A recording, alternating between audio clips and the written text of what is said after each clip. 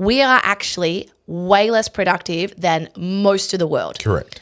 When you go to Europe, when you go to America, so, you know, your other Western countries, I'm not conflating this with Asian countries or whatever, Americans work their guts out.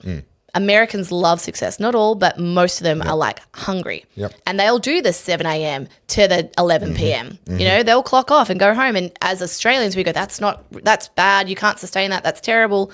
Okay, no one's making you do it. Yeah, I'm doing that right now. I'm up at 6. I usually don't finish work till after 9 p.m. and I've only taken 1 to 2 hours off during the day. I do that 5 days a week and then I still do work on weekends. That's called free will. It's called hustling. Yeah, you don't have to do it. Yeah. You're doing it because you can see what benefit you will get from sustaining that level of work. Yep. You don't have to do it for the whole of your life. No. You're in a season. It's a chapter. It's a season, chapter. exactly. And I'm in that chapter as well. I've got a lot of things going on all at once between the postgraduate, this podcast, and my actual business. There's not a lot of downtime. And I'm not going to say who it was, but someone made a comment because I was working at like 10 o'clock at night and the person was like, what do you mean you're still working? This is ridiculous. I'm like, no, it's not. It's really not that hard. I'm sitting at my desk, like typing. Oh, no, this is unhealthy. You can't do this. That's terrible. What do you mean it's terrible? What am I meant to go, oops, sorry, it's 5 o'clock. I'll clock off tonight. Yeah. I'll wait till tomorrow. Yeah. No, I want to go somewhere. I want to do something. I'm not saying you have to do this. So just know if you're watching this, I'm not lecturing you on what you should do. I'm saying it's available should you want to get ahead. Can I tangent time and then we'll come back to this because we need to get to your data and what you found. So tangent time. Can't see my Buy the mug. Wait. Tangent time, there it is. Buy the mug and We the don't have a t-shirt mug. and the We have a hoodie. t-shirt. Goodpeoplebreakbadlaws.com. Grift. So you've raised an amazing array of points. Anyone that wants to be successful in Australia and you don't yet understand how you're being held back by what you were taught, by the air that you breathed here in Australia, start by reading Robert Kiyosaki's book, Cash Flow Quadrant, and understand the difference in mentality between the employee mindset, which is what Aussies are raised with. Aussies are raised with an employee mindset. The tall poppy syndrome, it's an employee mindset. Read Robert Kiyosaki's Cash Flow Quadrant, get it online, do whatever you got to do. Actually, I haven't read that one. The employee mindset is what you've been raised with. The self-employed mindset is what tradies and people who want to be a bit more independent have been raised with. The business person mindset is the mindset you need to get to if you want to be actually successful. Now, I'm not going to unpack what's in that book. I'm just saying get the book and read it. What I do want to say as well, though, if you want to be successful, and I don't know about you, Carly, I want to be successful. Fuck yeah, dude. Yeah, okay, good. I got expensive taste. All right, so how much you earn and I promise this tangent's worth it. How much you earn is a function of 3 very simple things. How much you get paid by how many people, how often. Those 3 things multiplied together dictates your earnings over a year, over a lifetime. How much you get paid, how often, and by how many people at a time. So for most people who are just working a job, they're going to be paid whatever it is per hour by one boss per hour, right? That's what they can earn in an hour because there's one person and they're paying them for their time. The underlying denomination of most people's income is time. Yes. They're selling time. The problem is the underlying denomination of all of your bills is also time. Rent, mortgage payments, food, all the rest of it. This is all denominated on time because as time passes, now I have to spend more money on medical care or whatever it is. Time is the fundamental denomination that you're actually paying for. So most people and the school system, the university system, what it says is if you want to make more money, you need to change one of those variables. You need to study or you need to do something so that you get paid more by that one boss per hour. We're only playing with one of these variables. And if you're really good, you'll end up on $120 an hour. Or if you're a lawyer, you'll end up on $300 an hour or something like that. And we're all chasing that variable. The business person says, well, hang on, there's 2 other variables to play with. If I can offer a product or service or something that's valuable, then multiple people will pay me at a time. Yes. And they might pay me far more often than once per hour because I've decoupled from the hours. I'm not selling my hours anymore. I'm selling a result. So let's look at what I'm doing here. So and this is what I sort of realized and what led me to going, okay, I'm going to try and make a go out of this content creation thing and being a full-time cultural and political and Christian commentator. I made a video yesterday. As of the time of us starting to record, I think 60,000 people had watched it.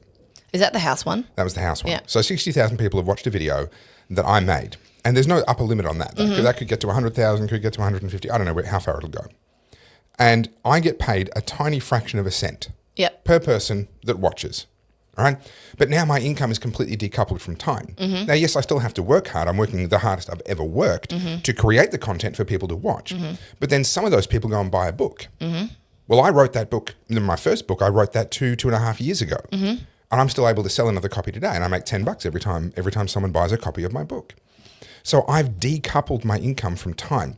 And what I'm doing is I'm playing with the other two variables, the number of people that can give me money and how often they can do it. Someone can sit there and binge watch 20 of my videos and I'll get a fraction of a cent 20 times over. It's all completely decoupled from my time. I still have to work hard to create the new content that keeps people coming back.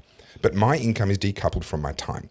That is the objective. If you want to actually succeed, and I know you do, and I know a lot of our viewers do, if you want to succeed, you have to figure out how to play with those other two variables rather than focusing purely on what you can get paid by your boss per hour. Yeah.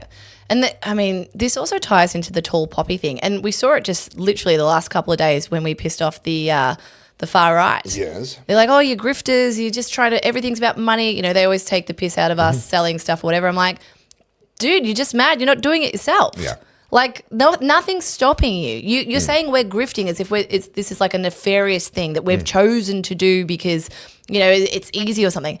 No, it takes time. Or that we're deceiving people. Yeah. I think that's the thing with a grifter is that they're creating a false problem and they're selling a false solution. Or that's they're what backing, grifting actually is. Well, no, grifting is like you're attaching yourself to a problem and then only in it because you think you can make money off it. Like you don't actually care about the problem. But in particular, like what you're offering doesn't actually fix it. Yeah. So, for example, all the people making money on climate change are grifters. Yes. All the people making money out of mRNA vaccines and all the measures to mitigate against COVID, they were grifters. Yes. We are surrounded by grifters. Another word for it is an opportunist.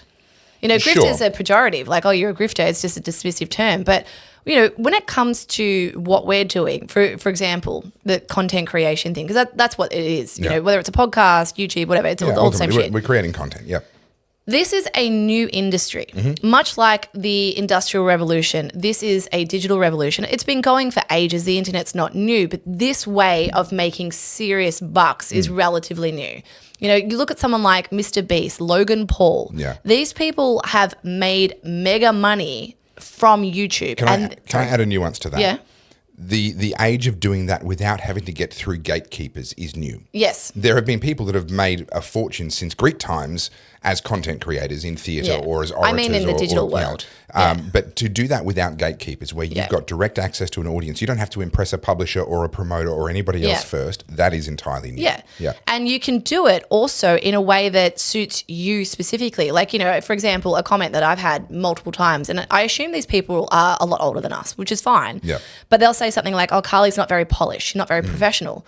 Well, yeah, that's why people like it. Yeah. I'm not trying to be Lisa Wilkinson or Waleed Ali or whatever his name is. You know, I'm just trying to be Carl's. And Carl's is someone who is an extrovert. She pulls funny faces. She's got a lot of personality. Which I love using in the thumbnails, by the way. Yeah. But like, okay, so don't be yourself. So when I get that comment, and I'm trying to illustrate this, not for me. I want you guys at home to hear this because everyone who is jealous of you or starts to see you doing a little bit better, and this could be marginal, this could be in your local community, could be in your family, it doesn't have to be on the level that me and Topher are doing it.